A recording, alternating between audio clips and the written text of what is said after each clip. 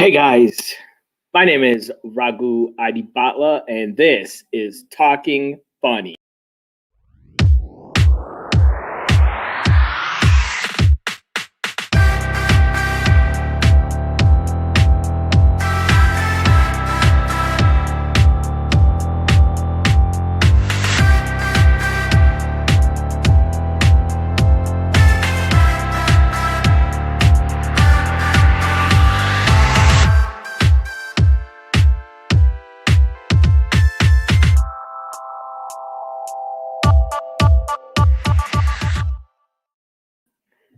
What's up, guys? My name is Raghu Adibatla. This is Talking Funny. I do this every Thursday, and today I got a very, very, very cool guest. His name is Chuck Roy.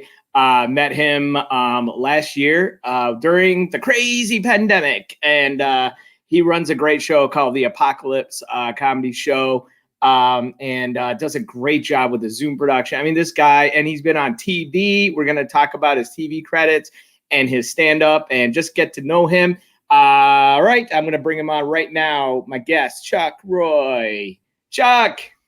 Raghu, how are you? I'm good, man. How can you hear me all right? Is everything good? Yeah, you sound wonderful. I was hoping that's the same for me. Yeah. Uh, Definitely. Thank you for being on. It's so cool. I haven't been funny definitely yet, but if you think I'm on, then I'm stoked. Because I'm a little slow lately, and No worries. I don't know if No it's worries. We're all moving at different paces right now during all this. It's but oh my God, you have an impressive resume. You've been everywhere. You've been on TV. You've been doing a lot of great stuff. I love it. I love it. But I'm gonna take you back to when you started stand up and you got into comedy. Can you take us back to what got you into stand up and that whole journey? Well, I want to make sure that we're accurate for the listener. I wasn't the person who started stand up. Oh no, I mean like what? Why you got started? Oh, Right, okay. right. I just, sorry. It's something I do. You're I hilarious, man. I love it. started in 1992. Okay. From New Hampshire. I'm a Boston comedian, which is why I was funny. Oh, And okay. I'm an internet comedian now, which is why I'm not funny. It's Nice. I wish I could be as funny, in the Zoom space as Yeah. those riotous days of like 92, 94 in stand-up comedy is when you had to crush. There Yeah. were audiences, the places were busy. They were less Right. busy every year, and people were complaining about how the industry is over and everything. Yeah. For those of us who were new, it was exciting, and we didn't think it was over. So Yeah. we just enjoyed playing clubs, and you had to, Yeah. you really had to like rock the house with laughs, which is, I think, hard to do on a Zoom show right now. Yeah. Yeah. Wow. So you started in early 90s, you were in Boston. Where did that take you after that? How'd you end up in Colorado? Weed. Okay, That's that's one reason. in Boston. I used to tour with a comedian Anthony Clark, who introduced me to, say, the people who ran Will and Grace, but it also Okay. introduced me to his nephew, Steve, who became a writing partner Okay. and concert going partner. So Yeah. my time in New England was spent in Boston, and then New York a little, like trying to break in. Yeah. But the path became easier for Los Angeles, so Okay. I played Los Angeles more. And Okay. Anthony had a sitcom called Boston Common, and the gang from Will and Grace wrote that Okay. show as well. So I see. and it Okay. provided a space where you could study. If you weren't a prick, you could hang out and watch the show, and then afterwards, if you Yeah. asked some smart questions Yeah. and demonstrated that you learned from it, you Uh-huh. get more access to watching, observing, and that's how I ended up on the show, like how I ended up Yeah. on Will and Grace. Will and Grace. Yeah, you were. I know. Hilarious. You were that. The hot dog, the vendor in Popcorn vendor. the popcorn vendor. That's right. Uh, That's right. Yeah. Like I teach at community college and Yeah. of Denver, and students get to perform in the comedy class during sitcom week. They get to run through one of the two episodes, either the Will and Grace or Okay. the Third Rock from the Sun. And Right. then I try to, quickly teach the other life lessons that are, provided by or the opportunity presents themselves. Like, Yeah. that those Will and Grace created a space where people could learn. Okay.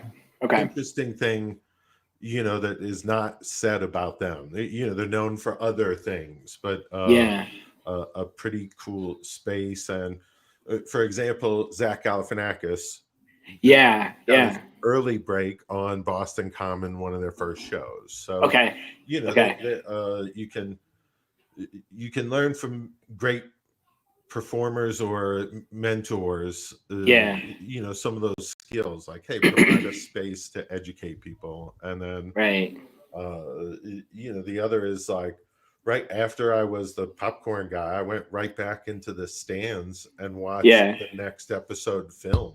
Like, Okay. I wasn't trying to get down on the floor Right. and push my access so I could be a star. It was sort of a case of, if you knew your place, you could be moved forward. Right. It's a little bit slower. You got to be a little more patient, but it's a little more proper, a little more thorough. Right. When you're playing a ball game at that level, you just, like, you have to be incredibly funny and have some back skill and whatnot. Yeah. You said that I could have a beer, so I'm pouring. Oh yeah, definitely. We're Are you drinking? Of course, man. What are you having? I've been saving this since pre-holidays. It's called Maze. Oh wow. Okay. And my friend Steve Young from Dear Comics at the Bar, like, he'll drop off beers on Saturdays, and this I thought was an extra. There was a confusion. I ended up with one of these. It's been nice in the stockpile for some time. That's awesome. And you have you do this beer podcast with and one of the comics from that guy from the Steve show. Young. Yep. Yeah. So yeah. Sorry, awesome. I'm stepping on you. No worry. No. I was gonna say you do this. You jump on this podcast a lot with this and the name escape the beer show or something like that. You have a podcast with Abramson. What was his? I'm sorry. One of the comics from the Colorado comedy shows. He's always on there. Yeah. And the name escapes me. I'm happy to tell you, or your listeners. Stephen Young is his name. Okay. Okay. And, the show is at Dear Comics at the Bar. That's right. Yeah, that's what it was. Dear Comics. Okay. Okay. Saturdays yes. at 5 on Instagram, and part of my pandemic survival kit. And it's a really cool. I've checked it out. It's really cool. I love it. You guys talk about a lot of cool stuff, and definitely you guys gotta check that out. And that's on Mondays. You said Mondays. Saturdays. Okay. Saturdays. And awesome. This show is about listening skills. Yeah, it is. Right. Definitely. Wheel in tight, everybody. Tighter than a twink spot. We're gonna have fun. Hilarious. No, but okay. So you're Boston. comedy. Yeah. I'm gonna go ahead. interview around onto you. When What? did you Sure. start comedy? Wait. And then off Third Rock from the Sun, and then you tell us. Yes, yeah. Then I can Dude, this is why I love you, man. You just have everything, like everything you say, just like you just have like this answer and this comeback and this. You're so, and I love it. So yeah, I started in 2010. Just wanted to.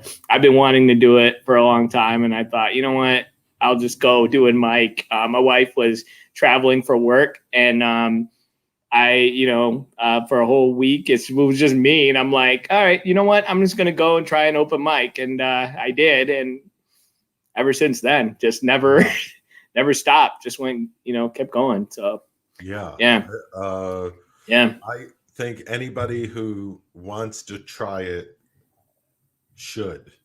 Yeah.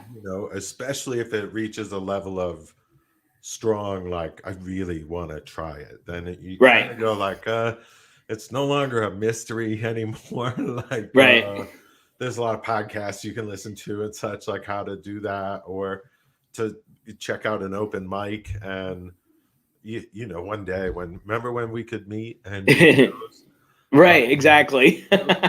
We'll be doing that again, and people should try that. And then as I'm thinking about it, you go, man, if you're sitting there, I'm like, I really wish I could try comedy. Yeah. And you listen to a lot of these podcasts and you're watching us talk from Zoom in our home, perhaps you should try a Zoom open mic. Right. Because while it's not the same, it's at least the act of it's still art. Like you have to put together a performance. You can, I guess, half-ass it if that's what you want to do, but there is an audience out there, and you have a chance to entertain them. Right. And it's amazing how fast everything just became virtual. Everything like right away. And there's a platform now that everybody's able to do mics. There's one like every day now. And I've told this a few times to people, and I'm like, you know what? Now we're kind of like one big city. You run into the same people at mics now, and it's like, we're just not different cities anymore. We're just one city right now. One big virtual like land. And fast. All the stuff that comes with it. The coziness, the quaintness, the connection. The Facebook trolling. I kept my head down and was like, just stay with it. Don't this one. You're not wrong on this one. It is entertaining, and art is for the artist. So I'm enjoying hosting Zoom shows and. Have not even had the moment to be like, what's my act on this stuff? Right. Because I feel like I've just been focused on making sure the space is like hot, and we've been lucky that way. And now it's like comics are hanging out and talking after the show. Yeah, definitely. And I wanted to, speaking of the virtual world, you guys started the Apocalypse Comedy Show. It was like last year. What I wanted to find out about Mike Langworthy, good friend of yours, and I met him a long time ago, and that's how I knew him. How did this thing come about? The whole Apocalypse and your partnership with him. Talk to me about that. Back of the room of a comedy show, he said the right thing to make me want to talk to him some more. Okay. And then we did plenty more comedy shows, and he hooked me in on this open mic. Suddenly he's hosting this open mic, and there's no budget, and it's it's hell and all that. And I'm just going, what are we doing? But it was a chance to work with him, and whatever gig we were going to have was probably going to require fixing anyway. So we started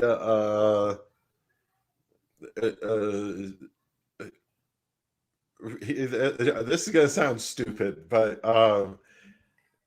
he would actually like he'd take on any one of my marketing ideas, like on like, Okay. all right, this is if we're gonna keep this gig, then I said we probably got to at least do free tickets on Eventbrite so we can build our Okay. mailing list. And Right. I put together, sort of like a marketing plan. Right. And Okay. he totally read it and then, made it happen. Yeah. And paid attention to stuff you think comics wouldn't. And was more than courteous, and it actually led to comedians like Sukumer showing up. So Yeah. all of a sudden we were seeing a benefit of, okay, at least some new comedians are showing up. And Yeah. we didn't have a problem Yeah. of comedians. We just had a problem of like we needed real people to watch our open mic. And Yeah. then a pandemic. And we Right. were also doing, I had sold my first like motivational speaking thing. Okay. And professional development training is a much better way to Right. Right. so because I teach, and like in the Apocalypse Comedy Show, Mike and I make fun of our awards. Like he's got a Golden Globe, I've got a Kennedy Center Award for teaching, and Yeah. people are interested in like, what the hell is this guy doing in his classroom? Right. Exactly. I'm doing some pretty good shit in the classroom anyway. Yeah. So all of a sudden we had a virtual, there are two things that were happening: is A, the pandemic, and then B, I needed to put on shows. So right. Comedy shows, and there's a very important charity event. Okay. Right. Yes. Happen virtual. So yeah. This poetry jam for this. Suddenly, I'm like having to produce a virtual poetry jam. So I took my Colorado Comedy Shows company, like rebirthed it again. Yeah. And put the Apocalypse on sale, and then we made open mic, and suddenly we're selling tickets. Then suddenly we sold a birthday party. I mean, like, I'm not shitting you. The first three, I don't know, I didn't mean to curse, but like within 3 no, you're fine. We had sold a private birthday party with completely our show is customized. Like it's starts with a monologue that we think is funny, but some people, it is hilarious. It is hilarious. And seriously, like anybody who wants, I mean, this is Sunday nights, the Apocalypse Comedy Show, no, you got, I mean, seriously, it's an amazing Zoom production. And that's why whenever I post about this, I always make sure to point that out, that you guys have this whole thing at the beginning. Like you make it like you're going to a comedy club, Has a feel like the part that isn't working is we pretend to take you back in time, or into the future or whatnot for these little monologues. And first of all, it's totally working. Like it's Mike I can put up a picture of any castle I want, and Mike just finds total victory. And like I'll say things like, so is this your childhood castle, Mike? And then he's like, no, that was the servants' quarters for my childhood castle. And you're like, exactly. So he does a good job of yes-anding. And like this week he was no nodding, which was just, he was on fire with his improvisations. But no, it's wonderful. Like you and Mike, like definitely you guys have this great dynamic and you guys work together really well. And I think that's what makes this show really good. And I love that you guys invite audience. You really want to do that for the open mic as well. Like, and of course, you mentioned charity. You guys are Wow. helping a great organization called Elevating Connections, which is by a great friend, Stacy Saunders. Or why don't you tell, on behalf of her, just briefly explain what that charity is, so people Okay. know and they know what they're supporting when Right. they watch What the show. Stacy and Elevating Connections does is they put on connecting events for youth who are separated from their siblings by foster care. So Okay. when kids get taken away from their parents, and they get put in foster care, oftentimes there are not enough families, or there's more kids than there are families that can take them. Yeah. So the youth are separated from their siblings, and that happens often. And it's as tragic as it sounds. And what Stacy does is she specializes in that world of youth advocacy and care, and they put on connecting events for the kids to do stuff. And it can be really just as simple as a day in the park, or it can be like Camp To Belong, which is a YMCA camp for a week. We've done comedy workshops. They do poetry. Then, at any of the charity events, the youth are performing their poetry and stuff. It's a lot about offering the young people a chance to get together. And you're talking, I believe it's about 300 youth this year that are emancipated in Colorado from the system. Wow. Roughly Nice. 3,000 to 4,000. Well, so that means I should finish the sentence. She's better at it. So when a kid gets emancipated from the system, then they don't have a permanent home. So that's 334 youth who are challenged with where's home. I see. And then the idea is, she has programs for these youth. Like, so some of these kids, while they're aging out of the system, they don't have anybody to turn to. So that's Stacy. So that's when she's been talking about, say, purchasing a tablet, or if somebody needs their phone bill paid, or lately she's been saying food's a problem. So they're getting like food gift cards or whatnot. And it's done through her charity and or Urban Peak, which is a more well-known charity here in Denver. And they deal with youth homelessness. So we're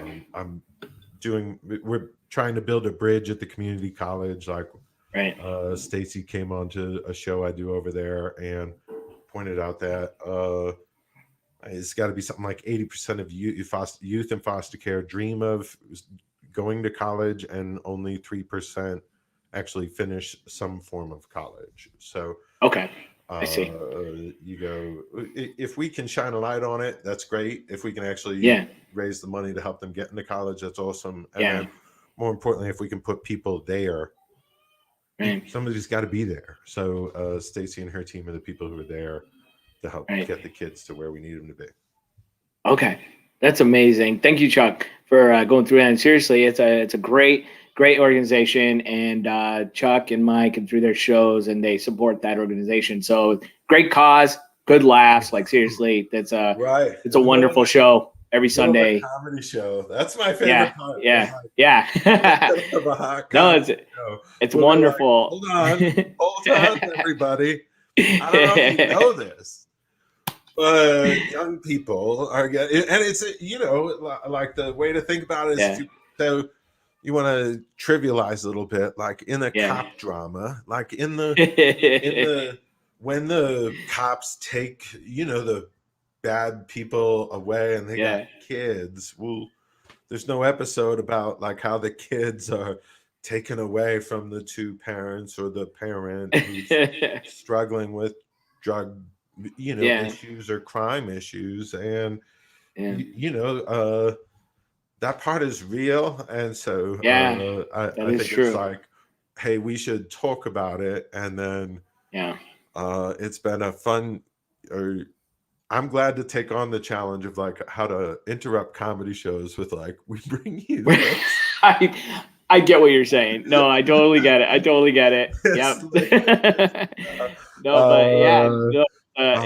It's wonderful what you guys are doing, and to to help it. And I wanted to take it back to now in LA. Was that where you started? So you were I found this really awesome. You were a warm-up comic for the Craig Ferguson show, Late Show with Craig Ferguson.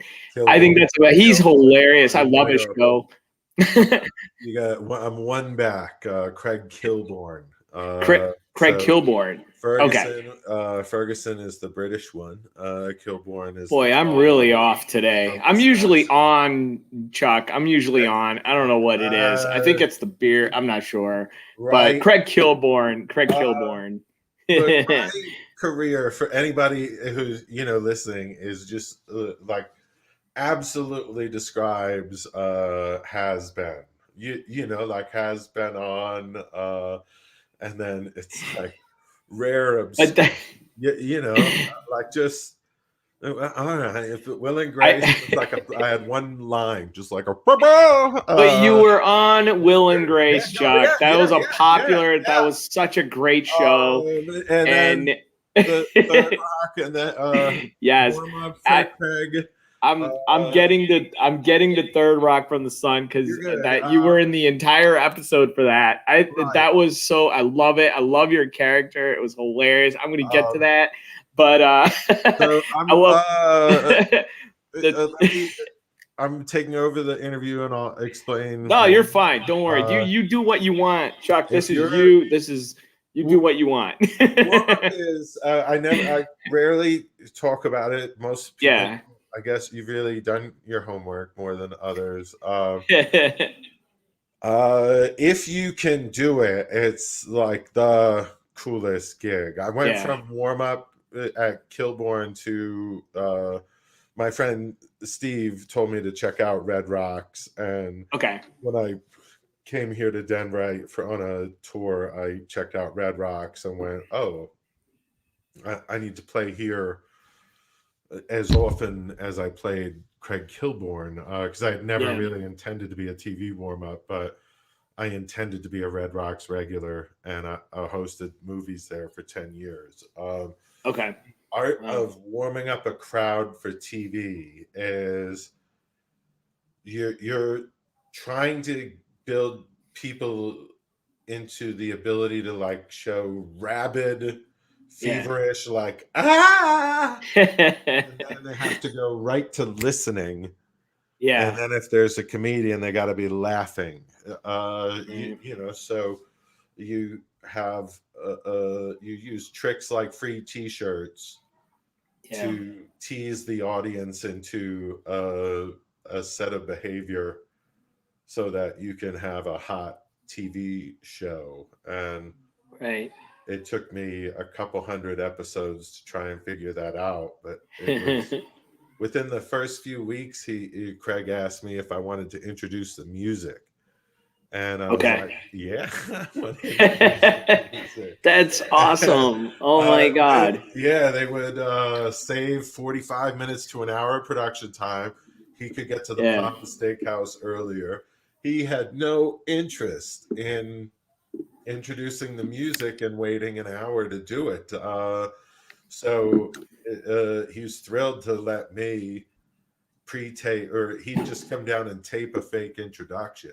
And I mean, it's Willie Nelson, Snoop Dogg, Dave Grohl, Nas, Diana Krall, Dog in one taping, old school, Glenn Miller.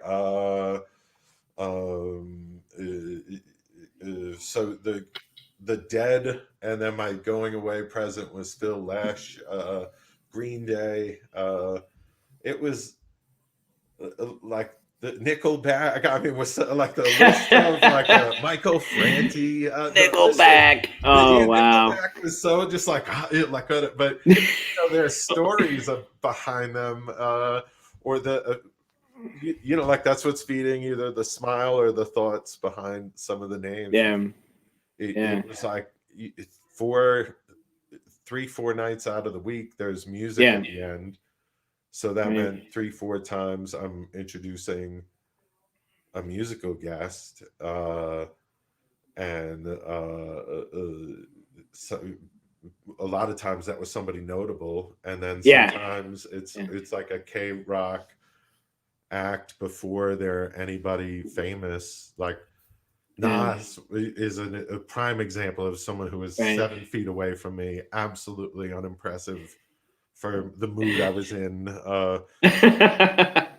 this Wow. sound, he's doing this sad song on Yeah. his knees, singing to God, and he's all, like he's just a total downer in the middle of Right. Right. like Exactly. and Yeah. he doesn't have a Yeah. band with him or anything. He's just doing it on Right. the cheap, and I get Right. it. We're Kilborn, so like he's just doing it as like whatever. But like he Right. really is just 8 feet from me, and I'm like, eh. I don't know. Willie Nelson was here the other day. He's pretty cool, Oh my God. That's pretty awesome. That is really cool. So when you're doing a warm up, like to be a warm up comment, like you're pretty much, are you doing material? Or are you working off the audience? Like what do you It's do? different material. You're doing the example could be especially for stand-up comedians, the difference between hosting at a comedy club and performing the other sets where you're introduced. Okay. The art of carrying a show. So oftentimes it can be like headlining, or there's a reason some headliners are really good at both, because you're trying to deliver or ensure the finale.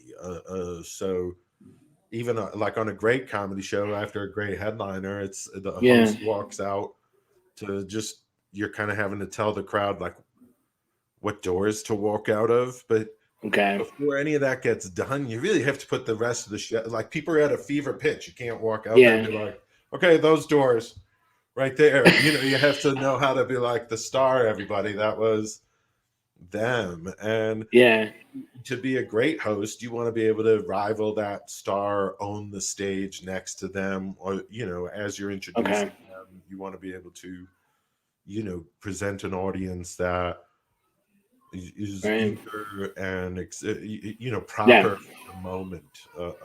So that can be the fun part of, say, hosting at a comedy club, and hosting at a TV show. It's different than the announcements you would do at a comedy club. So at a comedy club, you might be like, here's what's coming up, the next shows, that are playing.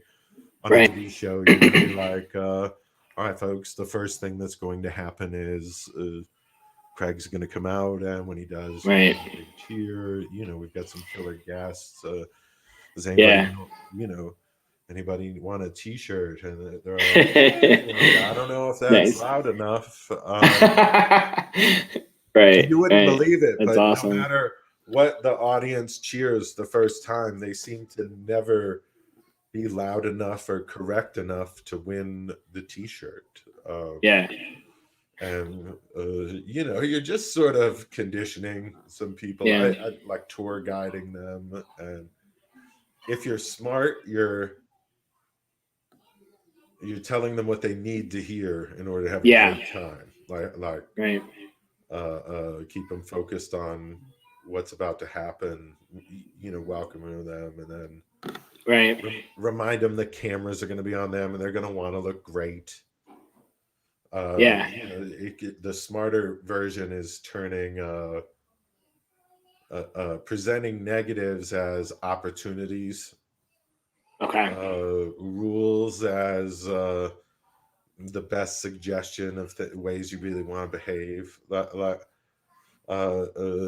Nobody wants to listen to somebody tell them negatives all night. So if as a warm-up, you really got to learn how to be like, I'm going to deliver the information you need to know in the best way I possibly can.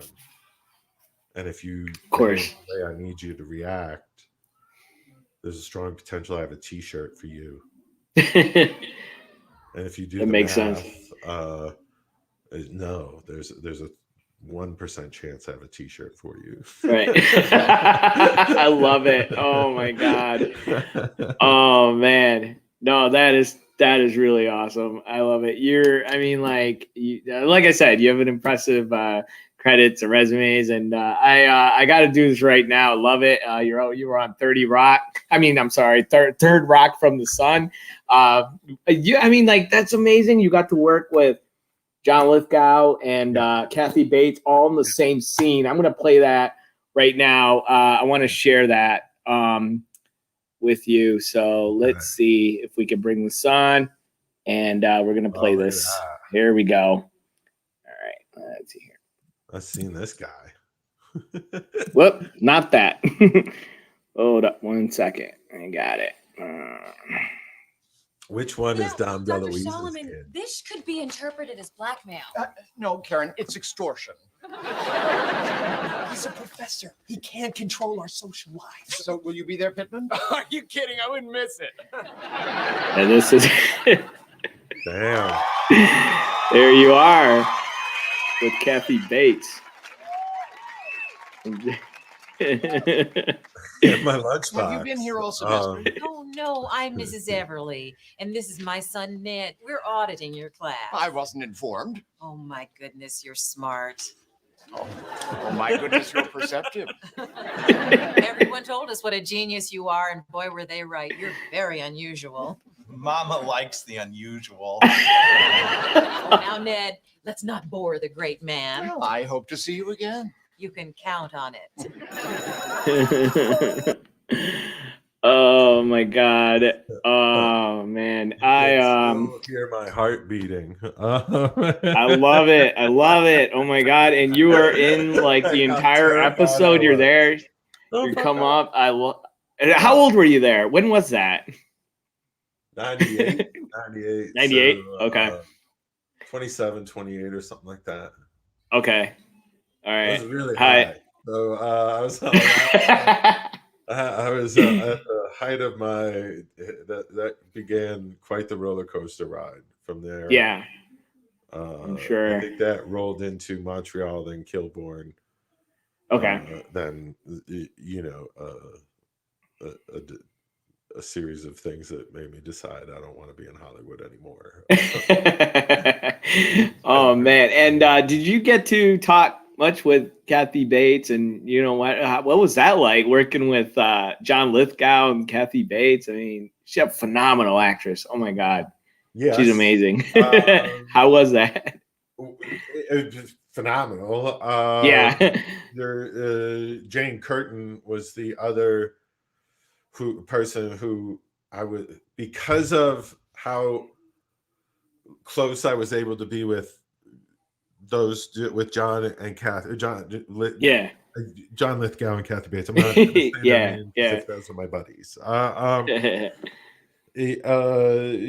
Everybody kind of wanted to know, like, what's it like? In the middle of them, and on day one, it's they were catching up and had been in a film together years ago, an indie movie, I think, shot in a jungle. And from what,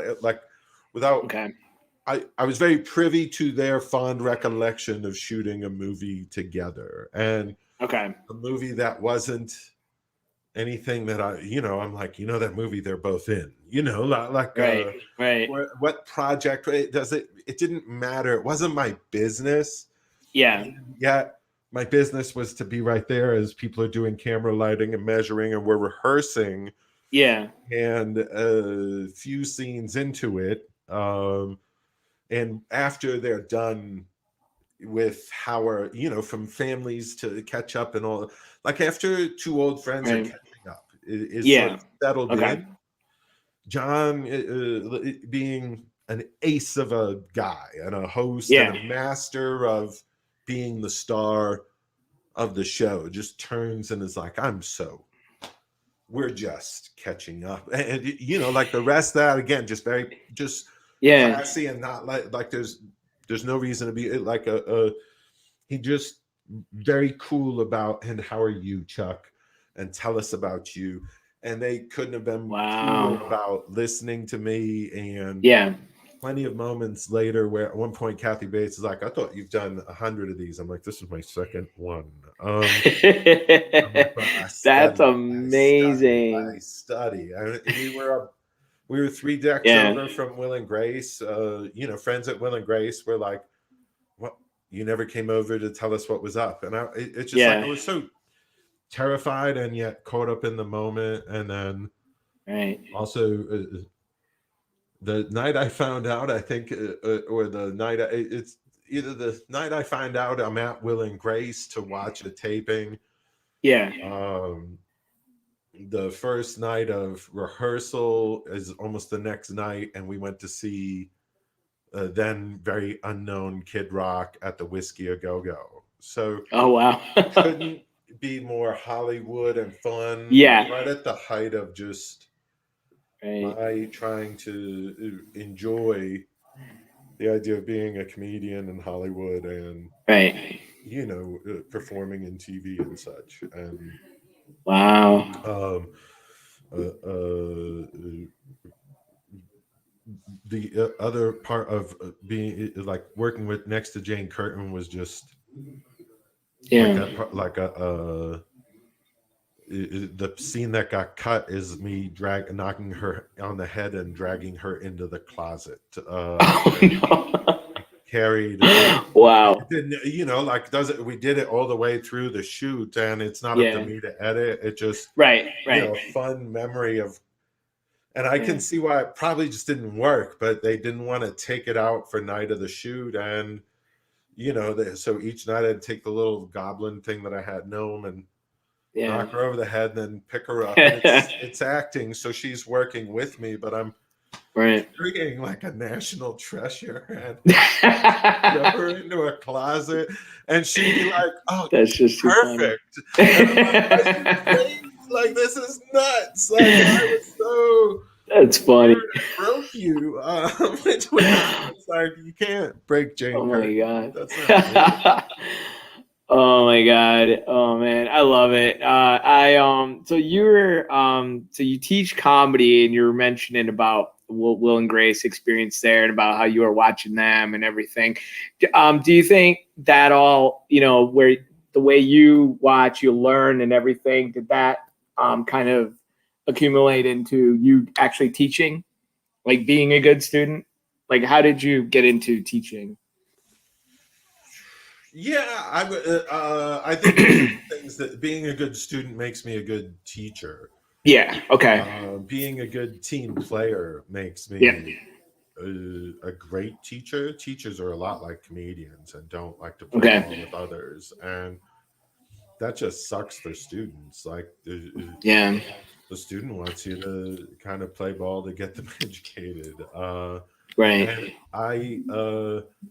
the teacher before me would invite me to the comedy class to guest lecture once a semester about stand up, and then he went on to study his doctorate and suggested me for the class. And at the time I was had just had the project with Ralphie May had just come out, or was about to release, and so I had booked a meeting back in Hollywood to sort of liven up my career and tell some people like I had a movie coming out, and so I didn't have a resume. I had a fresh press kit for some Hollywood meetings, and then I meet with this community college, and I want to impress, but I don't have time to go back and be like, I went to Salem High School and flunked out of college. I had a press kit that goes, I flunked out of college, but here's what I've done. Like, the top line, and the through line of my media kit was something about flunked out of college and became a comedian. And the theater department chair is now a good friend, but came into my interview and was like, I've seen you. You've got to be, we have to hire you. I hope this works. Wow. And I had this pot comedy that it's called The Crop Report on YouTube. And it was on the radio here, but it was fake pot news. Like, it was like business news, like as if Okay. pot was being traded like a commodities exchange. And Oh wow. very fun jokes. And Yeah. and it was also a YouTube thing, and he's like, you got to teach kids how to make the crop report. And I'm like, are you kidding me? Like the thing starts with a bong rip, and Yeah. it's community college, turns out. I started in the day Ralphie May Filthy Animal Tour released. So Okay. at noon, a movie came out on Amazon, and then at 5 p.m. I Yeah. walked into a community college class, and some of those students are still performing comedy. So That's great. I didn't break them. That feels good. No, that's awesome that you were able. I mean, that's so cool. Teaching, taught them comedy. They're doing gigs. They're out there. That's great. That was Yeah. like right away. I was like, we gotta have a final exam comedy show, and Yeah. they should be performing comedy shows Right. often. And so I would get them into venues and book the final exam, and Yeah.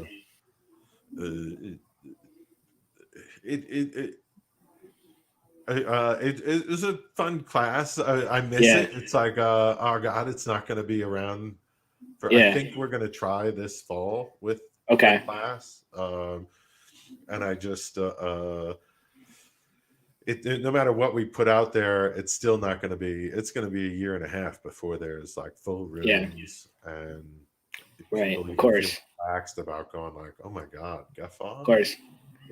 Like, It is an interesting time to start comedy, but I think what we were talking about or mentioning before that, yeah, I mean, you just get out there and you do it. It's do your art. If you want to do comedy, there's mics right now. There's and we have the platform for it. Just get out there. Just I mean, this is probably the best time actually to start because.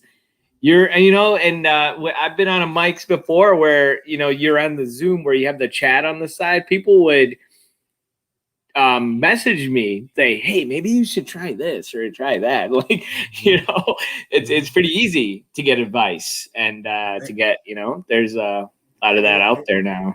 it mimics a great comedy scene. Yeah. And that's the stuff I picked up Right. on as well. Like Right. there are sort of the same people playing the same Yeah. shows. And I noticed that as I'm booking people together, Yeah. and they're like, oh hey.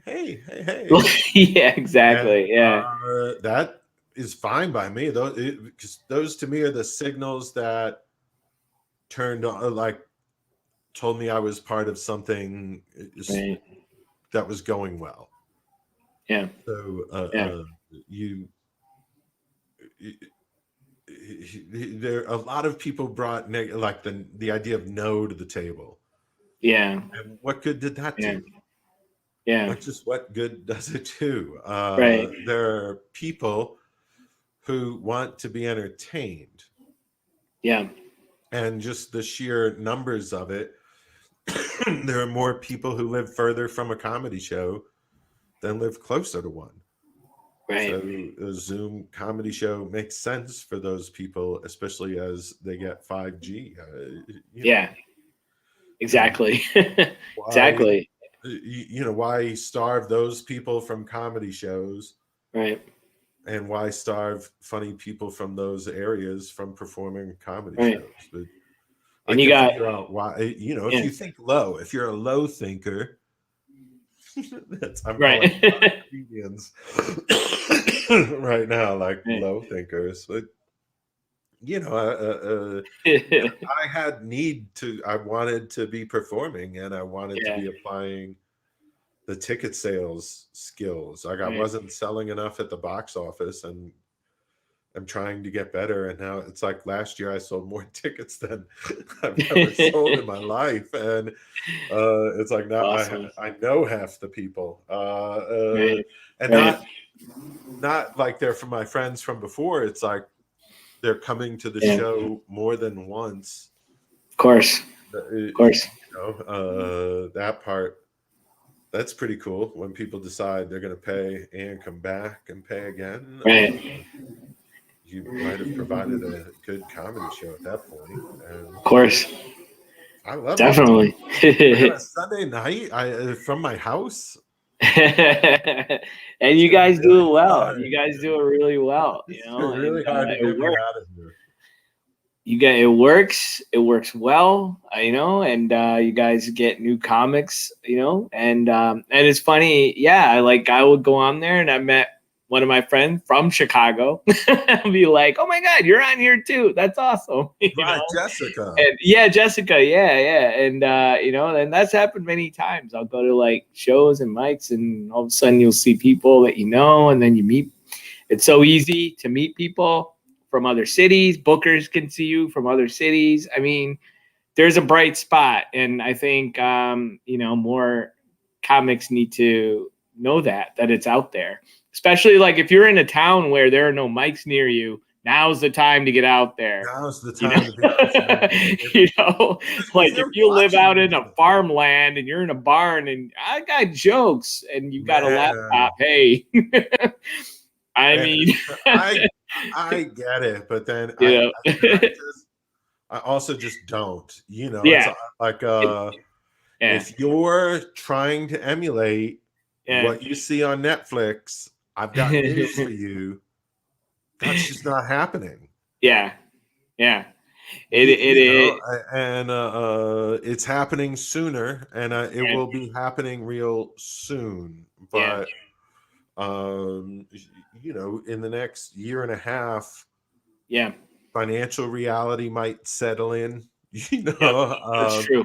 comedy That's clubs that people think are going to be there might not be there anymore. Right. It's time to, you know, allow whatever's happened to happen, and then embrace Right. whatever's coming, and try to Exactly. make the most out of it, I guess. You Exactly. know, like you're saying, if you're waiting to play, you know, a full comedy club before, you know, with your brand new stuff, you know, Right. I think Right. you might want to hit a Right. Zoom and try and put together Right. 2-4 minutes of comedy. Right. Exactly. And at the very least, it's going to build up that confidence to just being confident in your material. And, you know, and that's one of the things I learned was, you know, I did like last year, I did like a half hour just in my living room. Just like if I'm ever going to do like an hour or a half hour, this is the best time. I'm just going to do it. And I'll look at the comments later. I'll see what reactions are. But now it's me and my material being comfortable going and, you know, having that flow. And so it helped a lot. Yeah. Pre-pandemic and post-pandemic, Yeah. I was pointing out to students like you with Eventbrite have the ability to usurp anything going on at the comedy club as far as income goes. Doesn't mean don't play the comedy club, but you know, if the comedy club is going to pay you nothing and then $25 a spot, and on Eventbrite you can sell tickets for $10, right? And you get $7.81 back if you absorb the fees. You know, like that's, if you don't think I know my spreadsheets, I was doing my spreadsheets today, you know, but Nice. I try to walk students through like, here's how, you know, with just 3 tickets sold, 4 tickets sold, you're making more than what the comedy club was willing to pay you. Yeah. If you're selling 100 and 200 tickets, you can have a budget for a show. And then, you know, you'll also be, if you get smart about selling tickets and bringing people who are really joyful about, I love buying tickets to this comedy show. It's not, you're not asking them to buy insurance. You're like, I'd like you to buy beer and your beverages of your choice and a meal at a place where we promise to laugh. And if we call it hot date night success, it's like, if you can deliver that, then you can bring that to the comedy club. They'll you'll be under a different pay structure than $25. Believe me. But Definitely. first, you know, the opportunity is there for people to be able to put on a show locally, and that's just a few years ago. And now with Zoom, it's like, man, you really can just try. If you tell your friends, like, I'm trying a half hour of comedy, what do they have to be mad at? Right. You know, like if they purchase it and they're like, wasn't even funny. We have people who buy our comedy club show and leave, and I message them and go, I noticed you left. Would you like me to refund? And they're like, no, I took a chance. Wasn't my thing. Right. And I got no problem keeping their money. Exactly. It's like I donate a piece to charity, but even if I didn't, you have to remember they bought it, and maybe even they'd be offended to see the refund. They're like, don't be a dick. It's $10, and I want to be done with the whole idea of this. We bought your show, didn't like it, we moved on. And you know, that's what's available to anybody. That's the best part now. If you're just like, I am being honest with you, here's what I'm assembling on Zoom. I'm going to do armpit farts as an opera for 40 minutes. I would like to see that at the next Sunday Apocalypse show, Chuck. Like, I'm going to remember that. I'm going to bring it up. Be like, armpit Chuck has farts volunteered to do armpit farts. are my universal example. Like, what could be the worst, you know, like comedy that somebody brings to the table? Like, oh yeah, how about this bit? You'll be surprised. The one thing about marketing, Chuck, there's a market for everything. That's what I just tells you. Like, you know, if you're like, there's 1.4 billion people on YouTube every day, so. Turns out, you know, like it's like there's more people into armpit farts than watch my show. That's for sure. I don't mind saying that. My God. I have the responsibility to get more popular than armpit farts. Hey, Chuck, I wanted to get into my last segment, but real quick before I do, I found this really interesting. You were on Price is Right. Like, were you a contestant? Like, what? It was downstairs from Craig Kilborn. A friend. I met a waitress. She said her mom is 2-time Texas State rodeo queen, and she needed to take her mom somewhere cool. And my friends were like, "You need to bring her to Craig Kilborn." I was like, "This sounds like he's going to touch her." I said, "I'll get you tickets to the Price is Right," and I don't know why, but I just believed her, and it was just. First night I met her, and she's a friend to this day.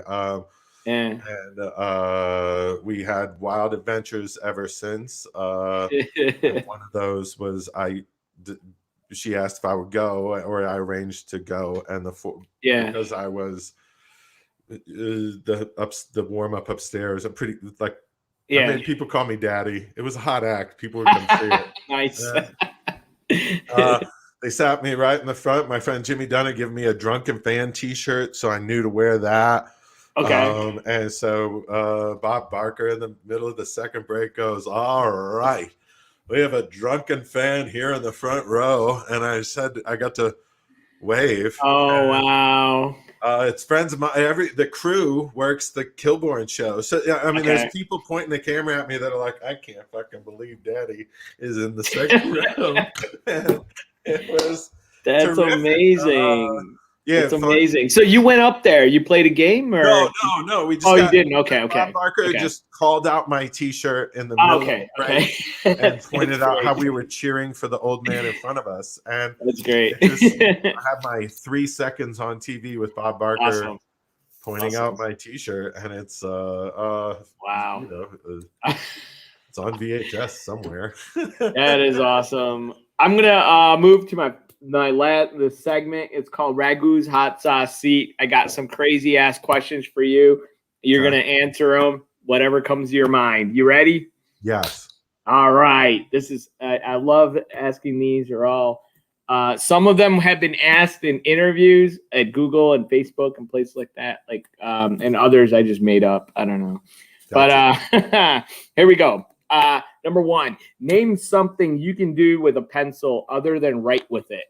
Pick your nose. Yeah, that's the first one. That I've never had that answer before. Chuck, that's very unique. My name is Chuck Roy. And very creepy. I don't know why you would do that, but that's wow. That I like that answer though. Good one. Good one. I didn't say it was a sharp idea, but a sharp pencil. All right, number two. If you could choose between two superpowers, flying or invisibility, which one would you go with? Invisibility. Why? Why is that? So I could disappear. Right. Not be seen, you know. Awesome. Sneak into Wait. places. Nice. Walk around naked. You have to walk Yeah, around. there you go. There you go. I didn't There give you it. go. I didn't give it the right thought. I wish I had picked flying. That's okay. That's okay. Yeah, you know, that's all I'm right. with All right. Number three.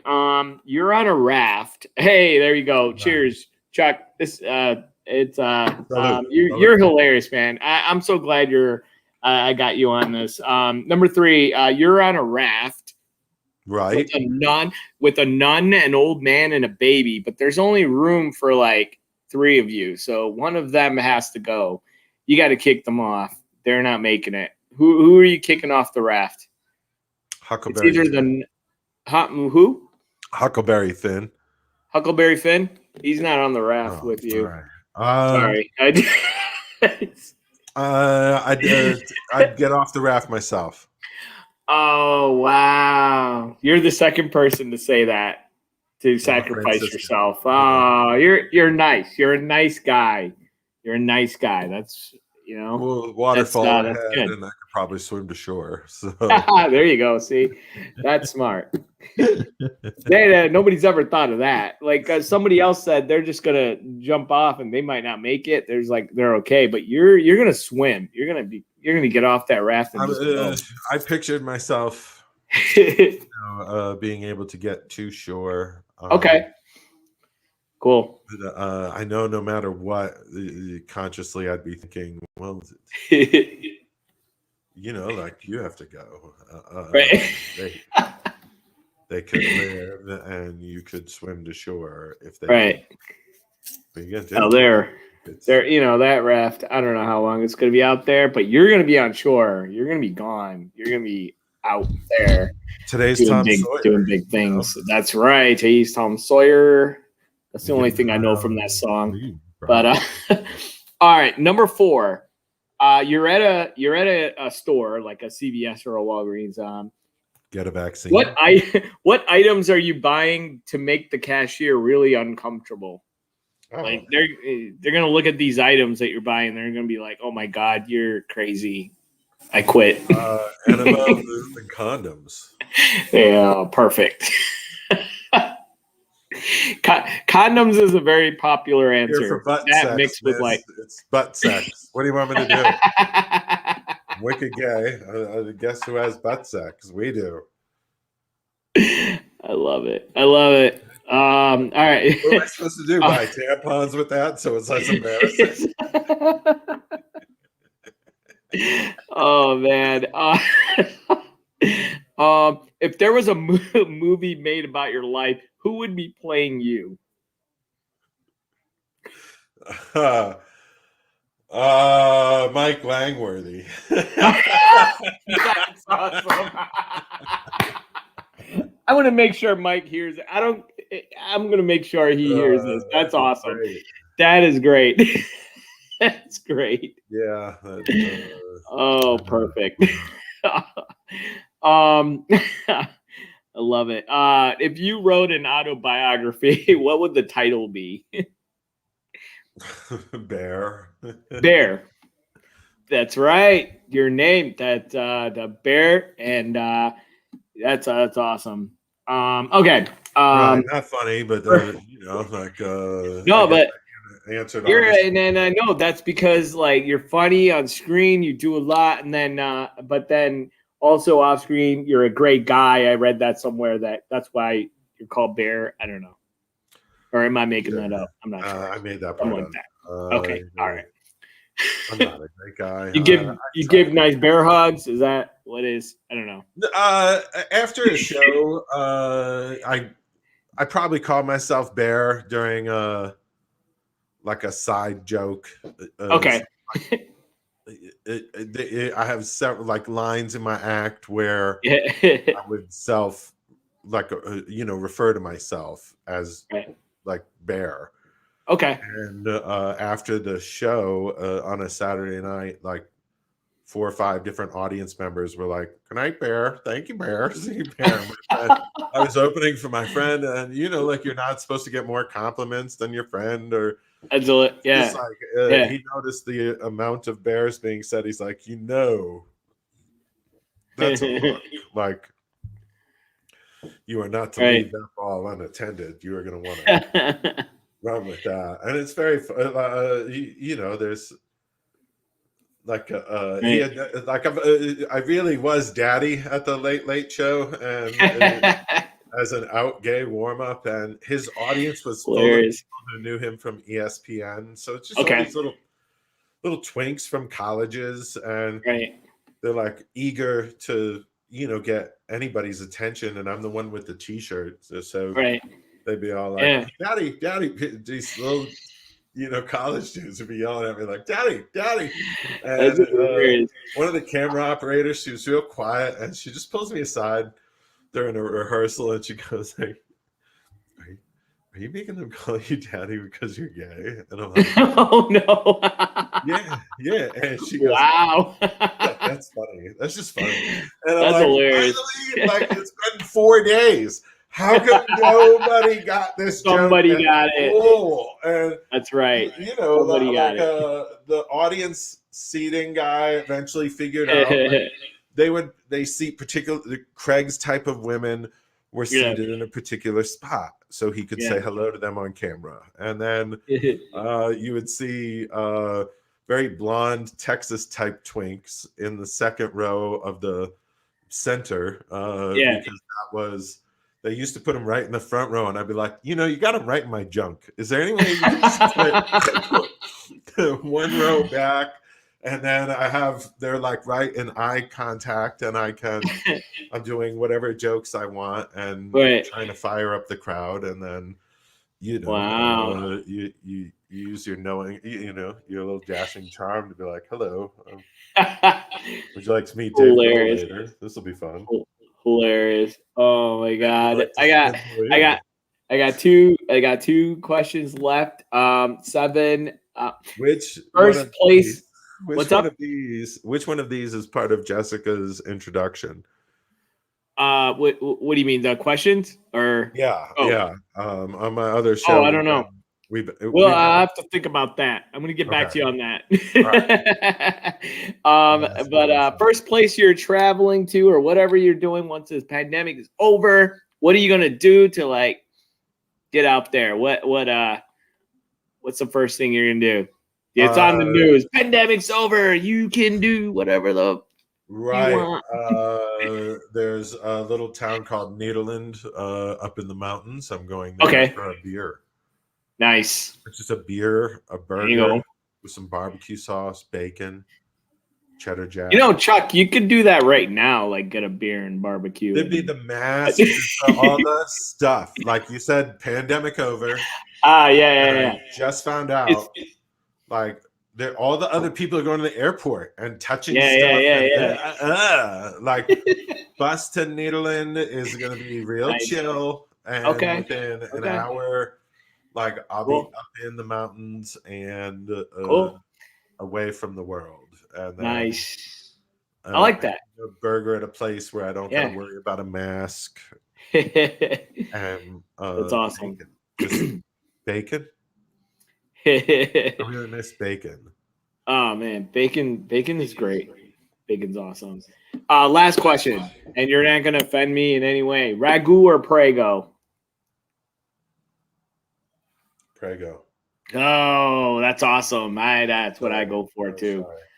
It's the best one. No, you don't have to be sorry. Seriously, like really, like I don't like Ragu. I don't know. I think Prego is a little better. It has a bit more quality I to have it. my different brands. You know, like Right. to make sauce, I like to make a big pot of sauce. Watch The Godfather. Nice. And then post-pandemic, like, oh my God, like making sauce got a little dicey there for a bit. Like the first couple weeks of the pandemic, that's what disappeared first Yeah. on me. That was the first thing I didn't realize. Oh, I don't have enough stuff to make sauce. Oh no. And it's gone. Oh no. The first, like, I definitely used my supply of sauce judiciously. And then the first rounds of sauce that came back on the shelf. This is wild to even be rethinking of like how fucking empty the shelves were for a couple of days there. And the first spaghetti sauces that popped back on, I was like, well, those are it. Does it matter the brand at this point? Like Right. This is the first time I really don't care ragu versus whatever. It's there. It is there. That's right. And That's right. this is like being the butt of one of those Ronald Reagan jokes about Russia. Oh, true.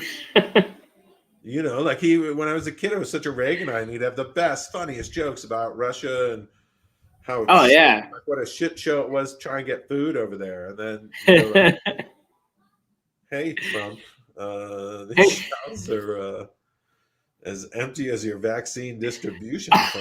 Yeah, I love it.